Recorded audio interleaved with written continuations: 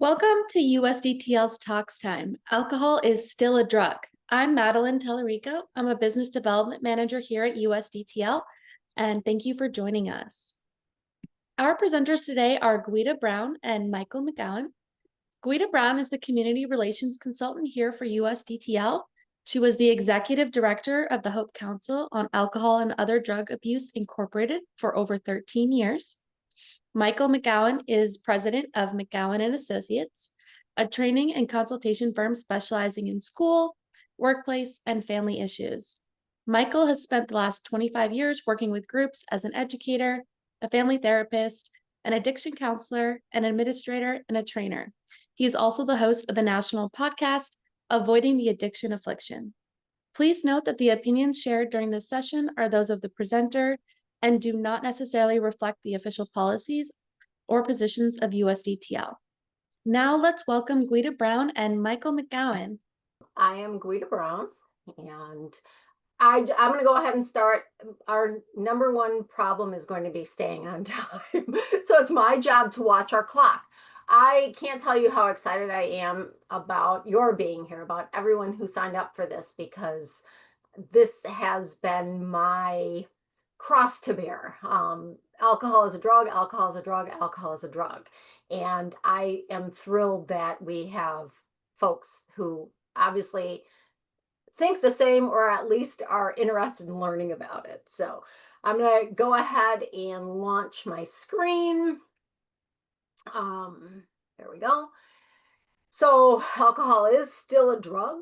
We know that we have spent so much time worrying about opioids. And the fact of the matter is that alcohol kills more people than opioids have in any given year. And the difference is that alcohol kills people slowly and opioids kill people fast. Mike. Well, thanks. Thanks for having me here today, and welcome to all of you. Really appreciate it. I was thinking about this as we started, and I don't know about any of you who do this for a living, but when I first started this, I tried to stay as far away from this stuff as I possibly could. I wanted to be a therapist. I wanted to be a counselor. I didn't want to have to deal with drugs or alcohol, but every single kid, every single adult, every single family I worked with seemed to have addiction somewhere along the road. Every place that I worked had it. I worked in corrections. And I would say when I did a training for the Department of Corrections that about 75 to 80% of the folks have addiction issues in corrections. And they would look around the room and say, who's got the other 20%, right? So this is so prevalent as part of this. That said, I had a number of supervisors and people that I worked for who didn't know anything at all about the topic we're talking about today. And they wanted to stay away from it because they didn't want to look silly or dumb necessarily. On the podcast that we were referencing and during the introductions, I had an emergency room physician on earlier this year, and she said that it's 421. And I said, what is 421? She said that in 4 years of medical school, she got 2 years of training, 2 weeks of training on the number one health issue in the United States, and that's alcohol. And that's part of what we're talking about today. Now, you're going to get, when you finish this, a bunch of facts, and we should be able to, by now, all of us Google all of this stuff. You want data, you can get it coming out of your ears when it comes to this. But it kills people. It kills more people than all of the other drugs combined.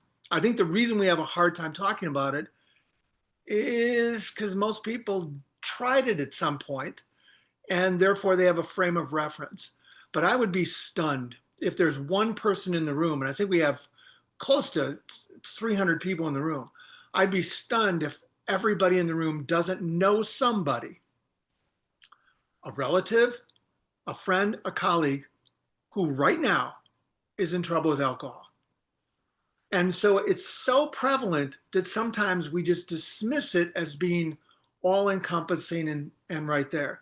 I'll give you an example of a statistic that came across recently because I did a podcast about veterans. 80% of the veterans who report for substance use disorder help have a substance use disorder for alcohol, 80%. it works out to about 900,000 of them. An additional 20 some percent have an addiction for an illegal drug somewhere. But far and away, alcohol is the most prevalent substance that we're dealing with, and it kills the most number of people. Guida, you oftentimes compare it to diabetes, right? Yep. Yeah. I mean, we have this whole stigma that goes around it, and how they're both chronic progressive lethal diseases, and yet we can excuse the diabetes as something that happened to someone, whereas addiction is something that a person did. And I have a great example of the chronic progressive lethal disease that it is. I had a friend who was a nurse who worked in a hospital, and a man was there, and sorry, very graphic. He had to have his penis amputated because of lack of blood supply to it because of his diabetes. And so she goes in to check on him a while later, and he's sitting in the bed eating Fazoli breadsticks. And so we think that addiction is a different sort of a disease, but it's not. It's a chronic progressive lethal disease with the same relapse factors as cardiac disease and diabetes and asthma. And we really have to start treating it so much more like the disease that it is. Trying really hard to keep us on track. Well, let's talk about how prevalent it is in the United States. Pull Yeah. up that. So, And by the way, for those of you listening, Guida did not clear with me using that as an example before we started. no. Just so you're aware. Sorry. So we think that we should be most concerned about opioids, but a JAMA report recently indicated that there were 436,000 alcohol liver deaths from 1999 to 2022. And I'm not going to read all these. If you're really interested in statistics, this link here that you will get is great. That liver disease has increased. I actually talked to somebody at our local transplant center in Madison, Wisconsin, and they said that I think it was 60% of the alcohol transplants are being done because of liver disease, because of alcohol. I said liver transplants are being done because of alcohol use disorder, because of damage done from alcohol. We are seeing that women are getting much more liver disease because now, especially in that young age, 18 to 22 or 18 to 24, which of course shouldn't even be an age because 21 is the legal drinking age, but 18 to 24, young women are drinking at the same amount as men are, and that is horribly dangerous because our bodies are not equipped to get rid of the alcohol in the same way that men's bodies are, and we'll talk more about that. Mortality is going up from hepatitis, same reasons. Again, women are getting it more than men are. Alcohol associated cirrhosis is increasing. It increased in that time frame of 1999 to 2022 from 4.09 to 9.52 deaths per 100,000. So again, just I want to impress upon you how dangerous alcohol is and how we have sort of given it a pass. And I will contend that one of the reasons that we have given this a pass is that in around 1987, our government promised the alcohol industry that they would never refer to alcohol as a drug anymore. So I started in the field in the late 80s, and that's all anybody ever talked about. Alcohol and other drugs, alcohol and other drugs, alcohol and other drugs. No one ever called it alcohol and drugs or drugs and alcohol. And I left the field and I came back in 2009, and no one called it other drugs. No one called it alcohol and other drugs. And so I actually went to a brilliant trainer and I said, what happened to other drugs? And he's like, what are you talking about? So we always just call it alcohol and other drugs. And now it's only drugs and alcohol and drugs. No, he said, oh, I know exactly what happened. Around 1987, the government promised the alcohol industry to stop wording it that way. So today, I literally, when you say to somebody, well, alcohol is a drug, they're like, no, it's not. I was telling Mike right before we started, if anyone has watched The Royals on Netflix, they literally, there's a character, the princess has a has a substance use disorder, significant substance use disorder. And there are several scenes where she's not using other drugs and she's considering herself clean on the wagon and literally sitting there drinking martini. And I'm like, I don't get it. I don't get it. We have done such a disservice. Last little tidbit on this. We have 1+ lobbyists to every 2 legislators in our Congress. So if you don't think that money is talking, if the alcohol is talking and the money for the money that they're getting, it's just ludicrous. And so we are really having issues with the fact that, yeah, alcohol is a drug, alcohol is a drug, alcohol is a drug. Mike, take it away. Well, how much do people use? I think this is the big one, right? We're not talking about people who occasionally have a sip or two. We have a huge issue in the United States. We joke about it, actually. We make a joke about this disease, if you want to call it that. In the United States, the amount of alcohol that is drank, now we'll put it in just the terms we have over here. It's an average of about 2.5 gallons per year. That doesn't sound like a lot, right? Doesn't sound like a lot until you break it down. That's 550 drinks per adult per year. Well, that means that 550 drinks per year is 2 drinks about per day. Well, wait, 40% of the United States adults are non-drinkers. So we're talking about those who drink are averaging the 60%, probably closer to about 1,000 drinks per year, which is about 3 drinks per day. Oh, wait, of those people who drink, a small percentage drink most of the alcohol. And we've all heard forever some of the statistics like, well, it's safe now. It's safe if we use X amount. It's safe if we use this much. If you're a woman, you should be able to use fill in the blank, right? If you're a man, you can drink how much, right? And I bet almost everybody in this room said, well, woman, 1 drink per day and men 2. If I, as an adult male, have 1 drink per day, right, I've got about a 1 in 1,000 chance of dying from the alcohol, statistically, of some way. If I increase that to 2 drinks per day, I lower that to I have a 1 in 25 chance of passing away from alcohol, from 1 in 1,000 to 1 in 25. And what we're now knowing is that no amount, none, and I know we're not going to get there on a policy level, no amount is safe for the body. It is a toxin to the body, which is what we're talking about. Secondarily to that, we're seeing a rise in the number of people who are using, particularly women. We saw a huge rise in usage during and after COVID, so much so that it spawned a whole industry on its own about the mommy wine culture and women who drink. I assume some of you live in the Midwest, or many of you live in the Midwest. Guida and I live in Wisconsin, where all 72 counties reported that the main coping mechanism coming out of COVID was excessive drinking. And people make fun about it. People joke about it. There's a lack of other skills. That's how prevalent it is. And I think that's part of what keeps us from addressing it and talking about it, because people don't want to say, well, don't look at me as a part of this. We're not looking at everybody. What we're saying is some people, a lot of people run into trouble with it. Guida?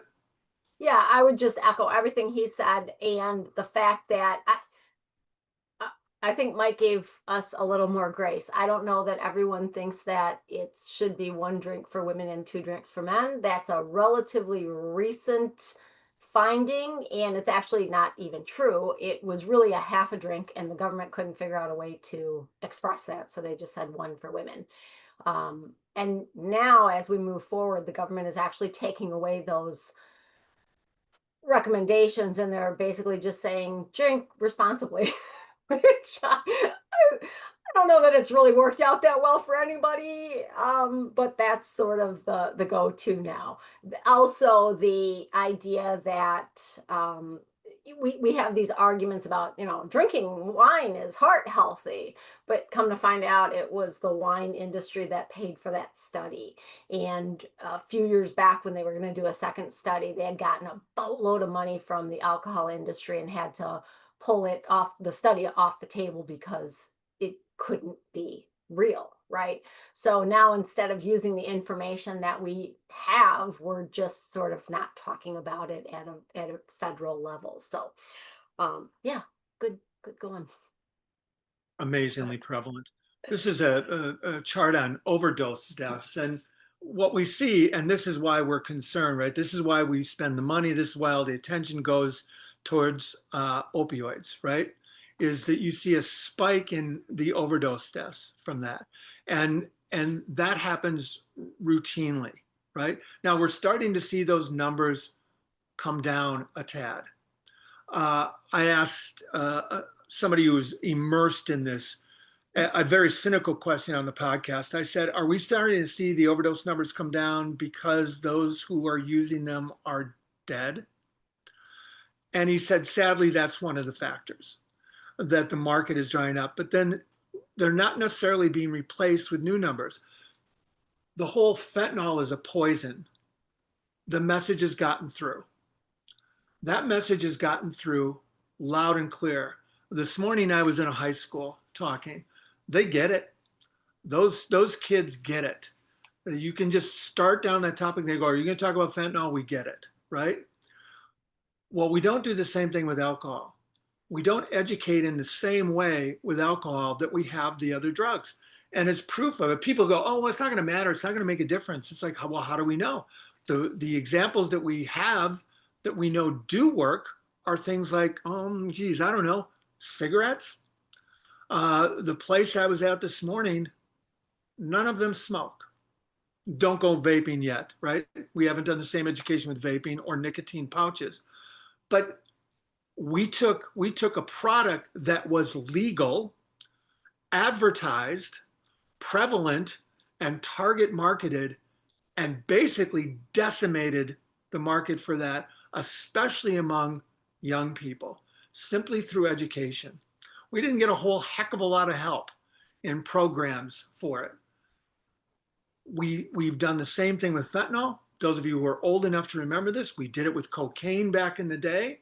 We did it with ecstasy at the turn of the century. We've never done that with alcohol, which is why the statistics continue to be flat for alcohol as far as the number of people dying from it. Guida? So I want to talk about this screen here. Oftentimes, what Mike talked about, these are overdoses, but they're the first time somebody used a substance, right? The people who are addicted aren't using. Oftentimes, people who are using fentanyl, who are addicted, aren't using fentanyl for the first time. That is actually their drug of choice. And so we're seeing the overdoses for people when it's their first time using that drug, when they're unsuspecting users. Oh, somebody told me I was getting a Percocet and really it was a fentanyl pill or a heroin pill. Regular users who are unaware of adulterants. So again, I use heroin regularly. Somebody stuck fentanyl and I always say, our drug dealers are not working in pristine lab conditions, right? They're not doing a great job of keeping their stuff clean. And so adding unawares, adding adulterants, and then people we think of as overdoses that aren't necessarily, maybe it's not just one drug, it's something else that happened to them. So the overdose world, we've done a great job addressing it, but like Mike said, we haven't taken into consideration the alcohol world to that. Mike had an example, and I'll let him finish it, but about prohibition. We still talk about prohibition and what a horrible social experiment it was. And that's the only time we actually had government support to say this legal drug is no longer legal. Mike? And that's 100 years ago. Yeah, and we're still talking about it. And we have not developed public policy around that since then. We rely upon it so much. Guida was talking about how the world has changed and how regulations are set. And you know, we those of us again who are older remember beer ads on TV. Those of us who are really old remember cigarette ads on TV. And it was not in some of you who are younger, it's within your lifetimes that we went from that to advertising hard alcohol on television. And now they sponsor almost everything, right? We live in Wisconsin, as I said, and I had the opportunity a while back to ask for a meeting with the head of something in Wisconsin called Summerfest. Now, those of you who live in the Midwest probably are aware, they call it the big gig, the largest music festival in the world. I don't know if that's true, but I had this wonderful idea. It was a great idea. It was a spectacular idea. And so I met this person supposedly over dinner, although she was quite intoxicated. And I pitched her. I said, you know what we could do, since we are known as the home in Milwaukee. In fact, those of you who follow baseball, we have the best team in the major leagues right now, but they're called the Brewers, right?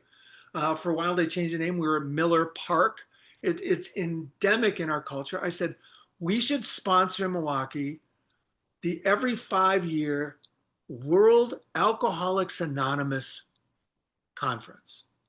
People from all over the world could come here and celebrate sobriety. And she looked at me like I had just killed the Pope and said, why would we do that? And I said, because you would, millions of dollars of money, no security, no problems. And she goes, who would sponsor the stages? And I said, I don't know, Perrier, Starbucks, there's a million. But they're so locked in, she's so locked into, well, of course, beer's the main advertiser. Of course, we're going to see on the television. Of course, we're going to do that. That it's difficult to wrap their heads around a world without this substance, right? We talk about the impact of alcohol too. And I love this one. Let me start out again, Guida, and kick it to you. I had it's the reason I wanted to stay away from it when I was first starting this field is because it was in my family, right? And make a long story short, my dad basically passed away on a bar stool. He lived a little while for surgery. He had a problem with alcohol.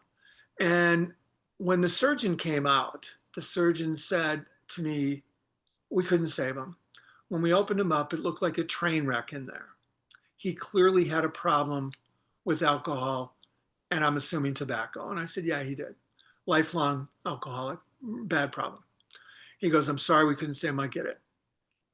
If you look at my dad's death certificate, it says aortic aneurysm.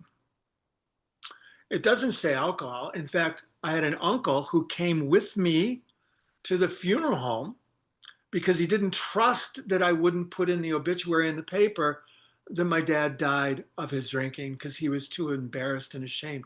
It's how we treat this disease.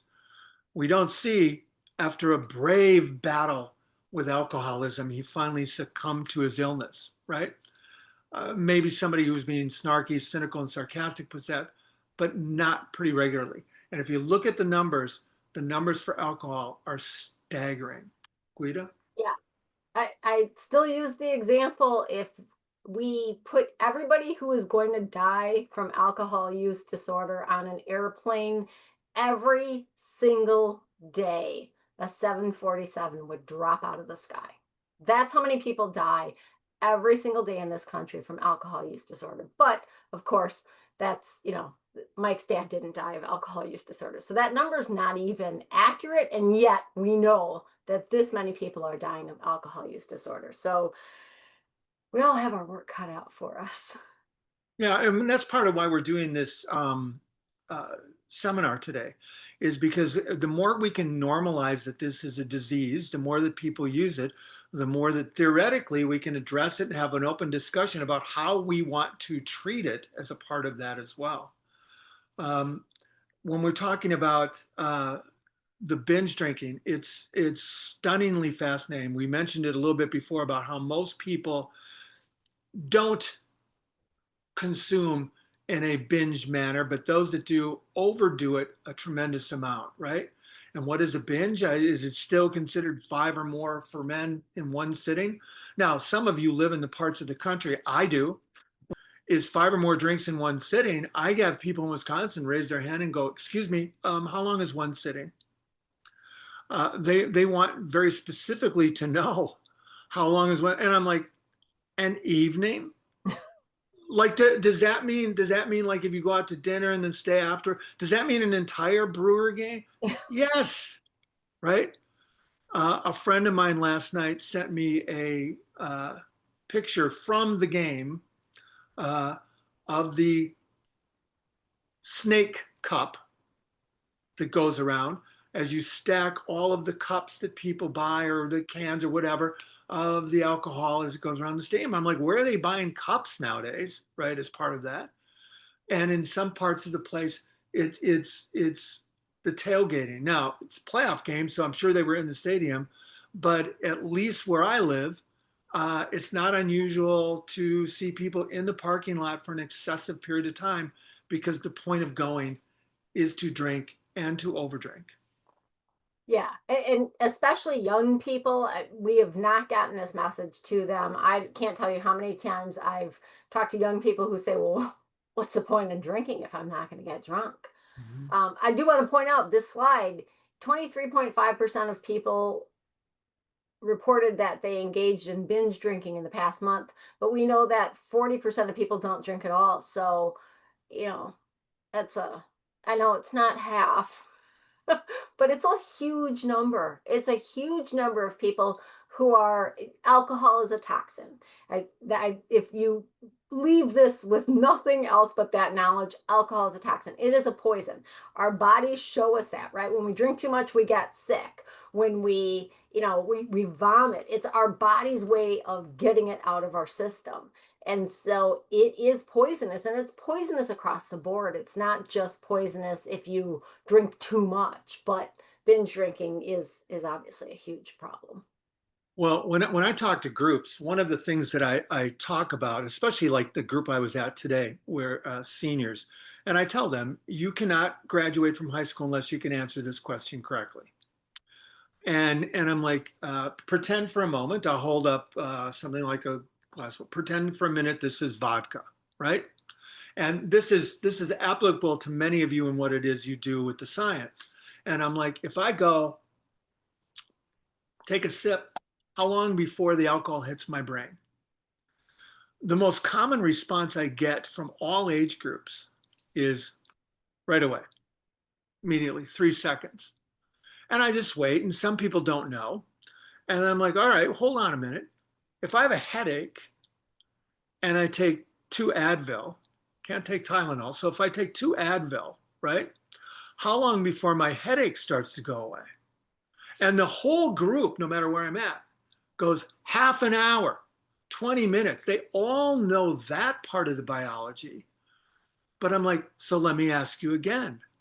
If I'm taking a drink, how long before the alcohol hits my brain?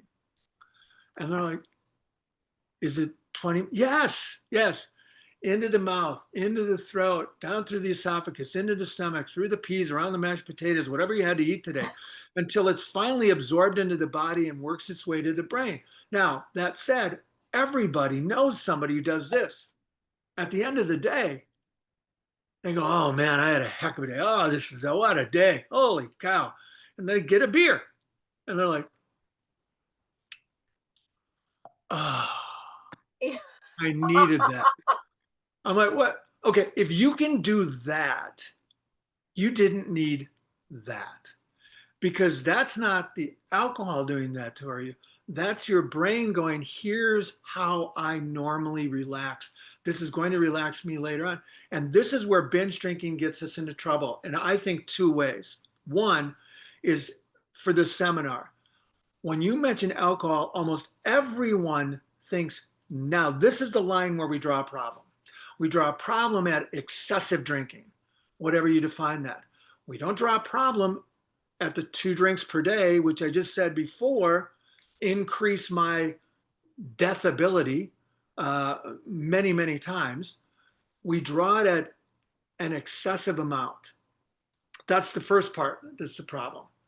So And go ahead. Go ahead. well, I want to say, because he's absolutely right, right? But we all take calculated risks. Some of us don't wear seatbelts, still knowing full well you should wear your seatbelt. Some people don't wear helmets. In Wisconsin, you can wear just sunglasses if you're out on your motorcycle.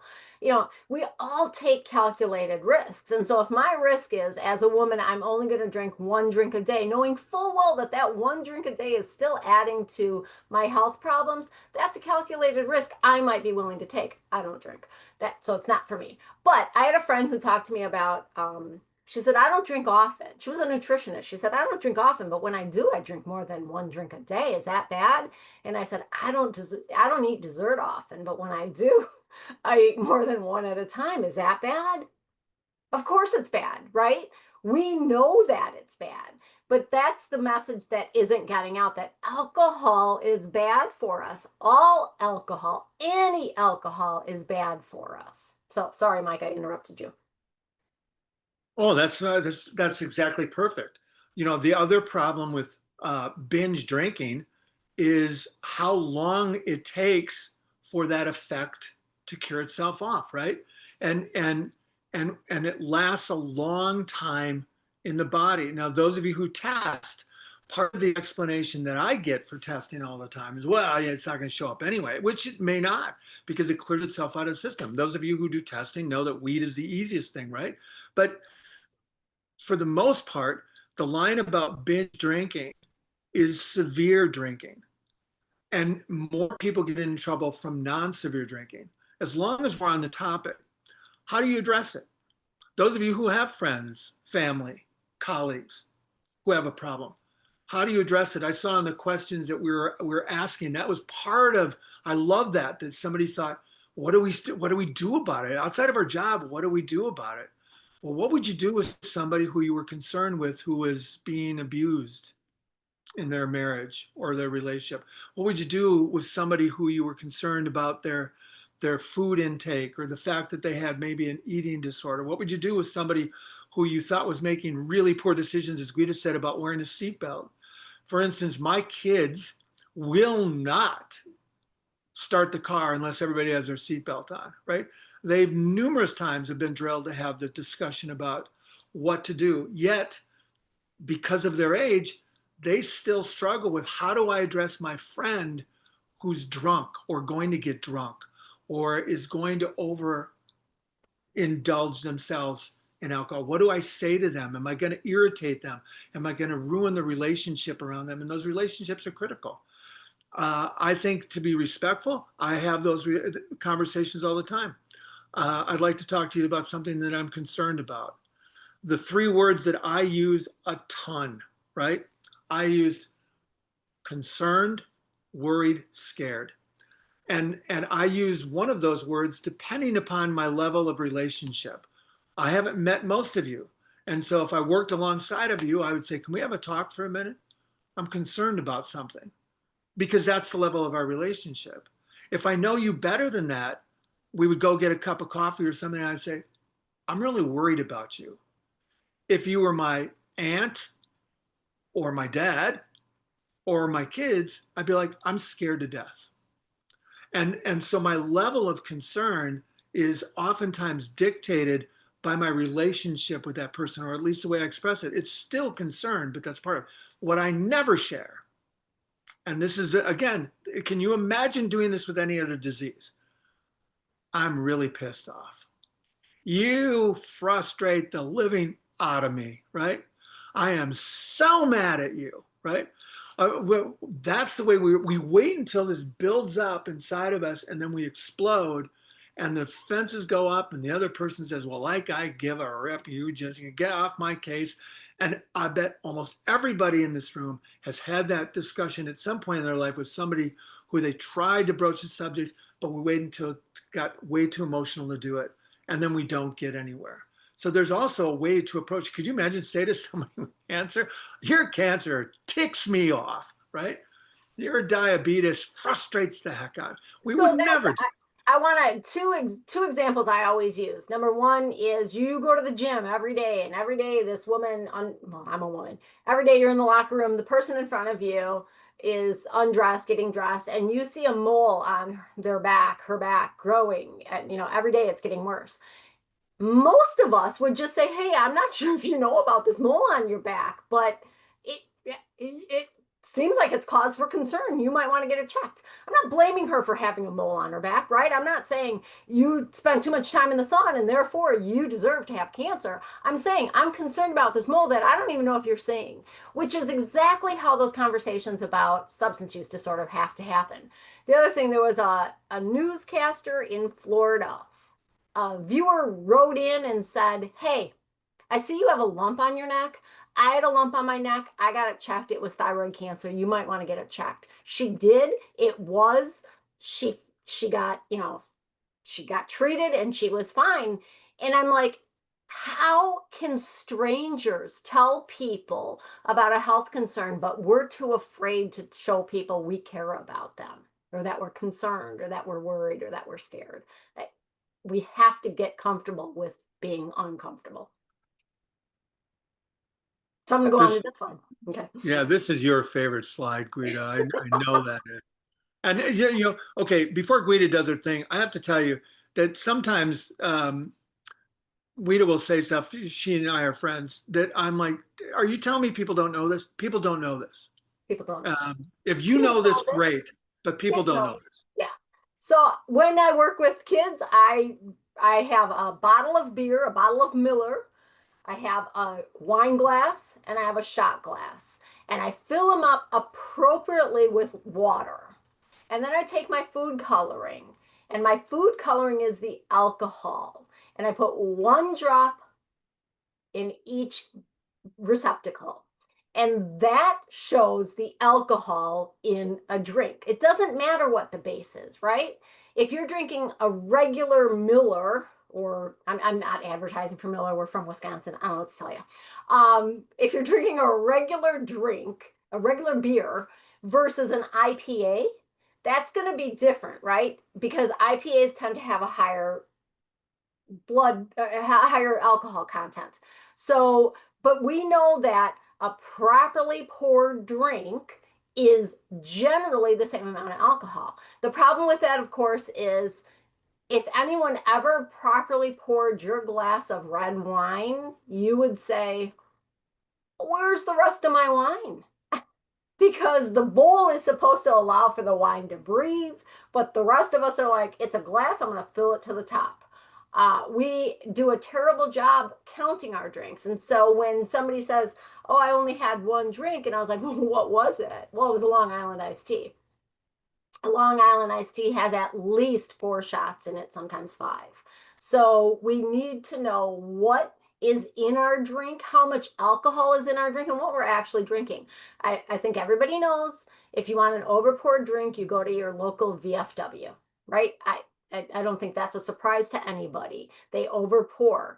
I have the last time I haven't drank for 10 years. The last time I was intoxicated, even a little, was I was sitting at a bar with a friend. I had 2 glasses of wine. They were overpoured glasses of wine. I got up to go to the bathroom. I was like, oh, oops, I'll be drinking water from now on.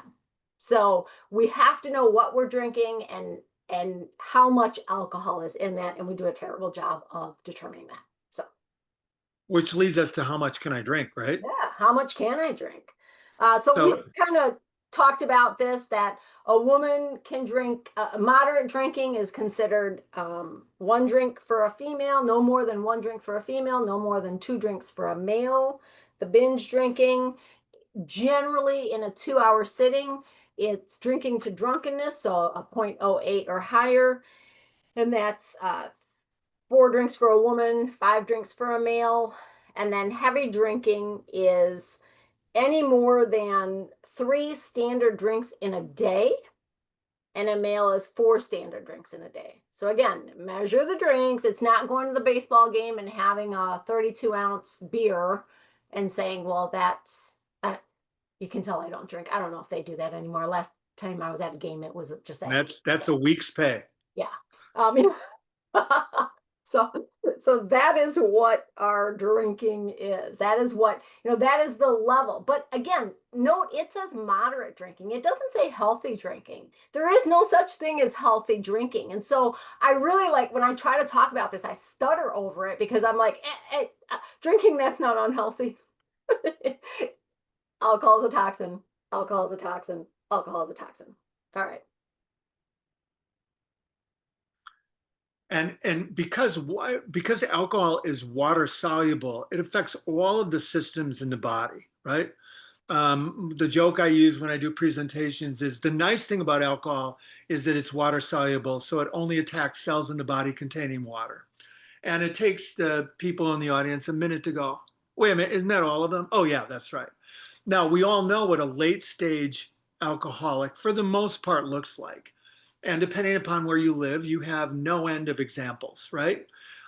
Whether it's the skin color, whether it's the leathery part of the skin, whether it's the jaundiced look about you. When I was running the last treatment center that I ran before I started doing what I'm doing now, I had a 25, 26-year-old man who had this huge, what we call a beer belly.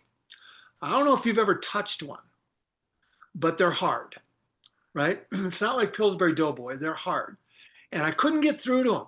I was trying everything I could do. And for one day, we're walking through the hallway together, and the doctor's walking towards us. And I said, hey, doc, Eric doesn't think he has a problem with alcohol. And the doc says, get over here. And he goes over, and I don't know what he's going to do, but the doctor takes his wrist and holds it up. And I think he's going to take his pulse, right? And then he goes, what color are my fingers? And Eric says, I don't know, pink, white, what? And then the doctor holds his wrist with one arm and he goes, and he rubs at the other. He says, now what color are they? And they were about the color of the intestines that Guida has down there. They were yellowish. And the guy says, what is that? And the doctor says, this is your body is dying. Drink again, you may die. And he walked away. And Eric looks at me and goes, what the hell was that? I said, that was awesome. That was the reason I worked. And I said, Doc, Eric wants to know what that was. And he turned back and he had that smirk, right? Got him. And he said, your liver, as humans, we have about 2/3 more liver than we actually need. By the time you get to cirrhosis and the liver's ability to clean the red blood cells, by the time you've damaged your liver so much that it literally can't do its job, so it pushes the red blood cells out to the skin so you can rub them off, jaundice, you're in deep trouble. Eric walked around for the next week going, I got to go to those damn AA meetings. I'm going to die if I drink again. It convinced him. We can't see that stuff inside until sometimes it's too late. But what we can see, yes, perfect, is the criteria for substance use disorders. So these are the big criteria. There are others. The DSM has 10, 11, 12. I can't remember how many it has anymore.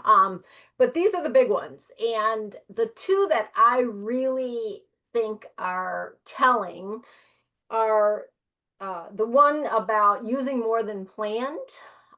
So people taking the substance, taking the substance in larger amounts or for longer than you're meant to. So people will say, well, I only drink once a week. I only drink, whatever.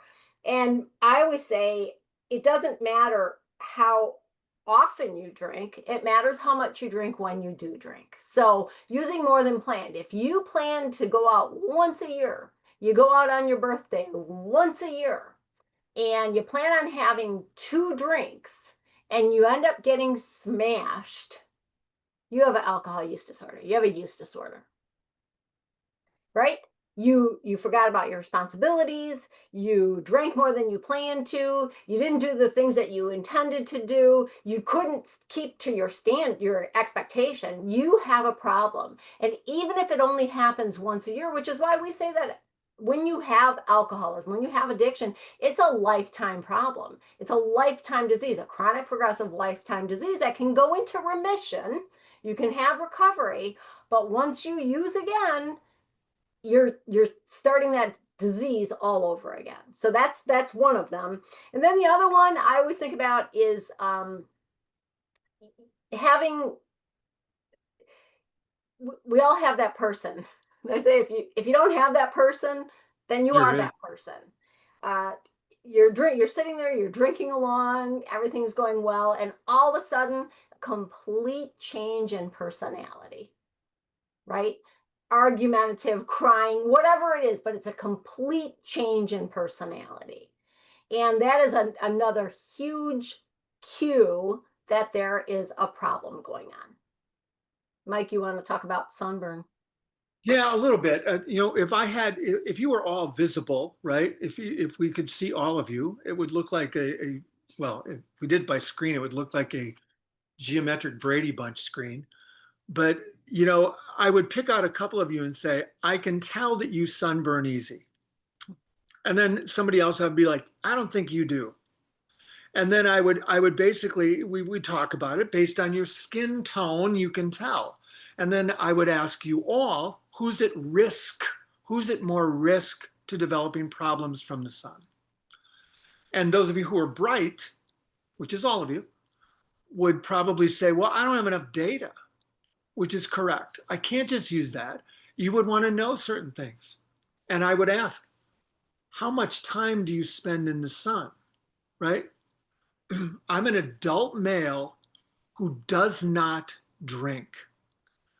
My risk is way low to developing alcoholism because it never enters my body. There can be other issues I have, but that ain't one of them.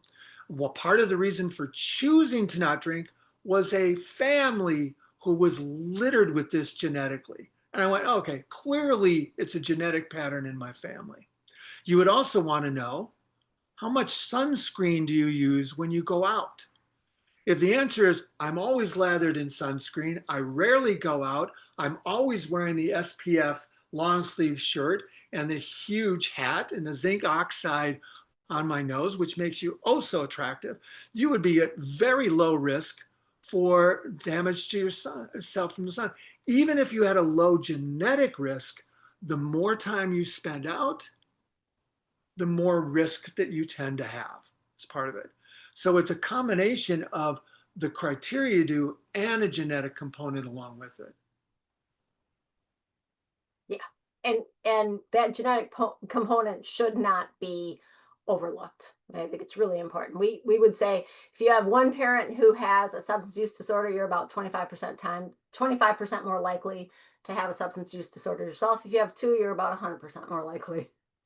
So, I mean, it's serious, and it's not a life sentence either, right? You don't have to have it, but you also, I'm asking honest question, Mike, did you drink in the past? Have you ever had alcohol? Okay, as long as this is hi, my name is Mike. As long as this is a meeting, right? When I didn't do it for a very long time because I saw what it did. And I waited till it was legal. Okay, I waited till it was legal. And then I allowed my roommate to take me out for my birthday when it was legal. He was thrilled, by the way. And I overdrank that night, walked him home. He drank the same amount as I did. We went to bed. This is college. We went to bed. I got up at 7 a.m. for my 7:45 class. He slept until noon. And when I got back from class, he was still in bed. And he dropped to his knees and he says, oh, you're a God, you're a God. I said, no, you don't get it. This worries me. Because clearly having never drank before, I have a high tolerance. What does that mean, right? That can't be good, right? And so I made decisions way early on. Plus, I was doing this for a living and I wanted to honestly be able to say, to kids, no, it's a choice that I don't do it, right? So, and the reason I ask is because I always use the example of a person who is Mormon getting run over by a Mack truck. Did that person have alcoholism? We have absolutely no idea. If you never drink, you never know if you have it, right? Like we say, men, if they live long enough, will get prostate cancer. If they don't, they won't, right? I mean, so they're dead before they get it. If you never use, you don't know if you have a substance use disorder, an alcohol use disorder. And so for some people, then we say, I'd rather never use than use and find out for sure. So again, that genetic component cannot be overlooked, cannot be. Yeah, I learned I could be an idiot all by myself. I Yeah, need to know right. it. Yeah, exactly. So I just want to touch a little bit. Mike talked about testing, and so we need to know when you have a test for alcohol, what are you looking for? Urine cups, I always say they're really useful to test the veracity of somebody's statements. Urine is going to go through, alcohol is going to go through urine in about 24 to 72 hours. It really depends how much somebody drinks. So the range of testing, how many drugs do you want to test for? Urine is a cheaper alternative, but it's not going to give you that desired window of detection necessarily, right? It's not going to give you a long look back period. We've got urine, hair, fingernails. Fingernails are my absolute favorite because of the level of adulteration potential is so low. The ease of collection is so simple. And the notice required is pretty simple in that if somebody has done their nails, then of course they have to take that off. But because of the look back period, it's so good that it doesn't matter if I test your nails this week or in 3 weeks, it's going to be pretty much the same information.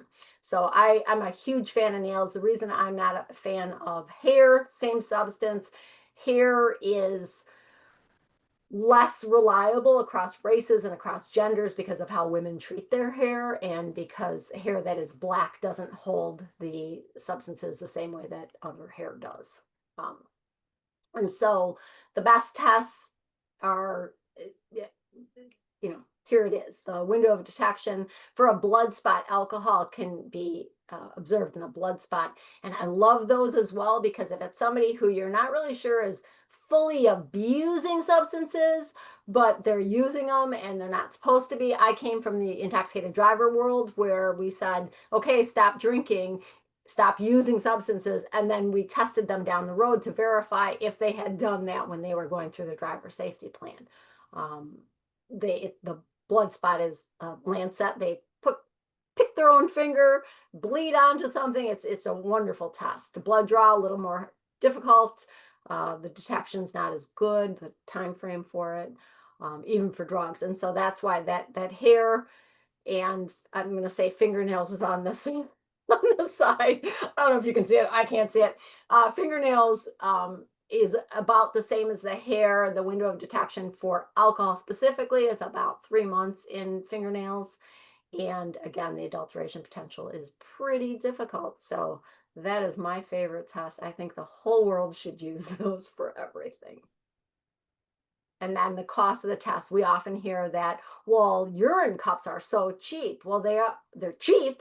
I mean, they're, $5, $2, $3. But the problem is you get such a short period that it's really not useful. So in order to have the same coverage, you would have to do a urine cup every 3 days, whereas hair or fingernail test, you only do that every 3 to 6 months. So the cost of actual detection is much better in hair and fingernails if you're looking at it from that perspective.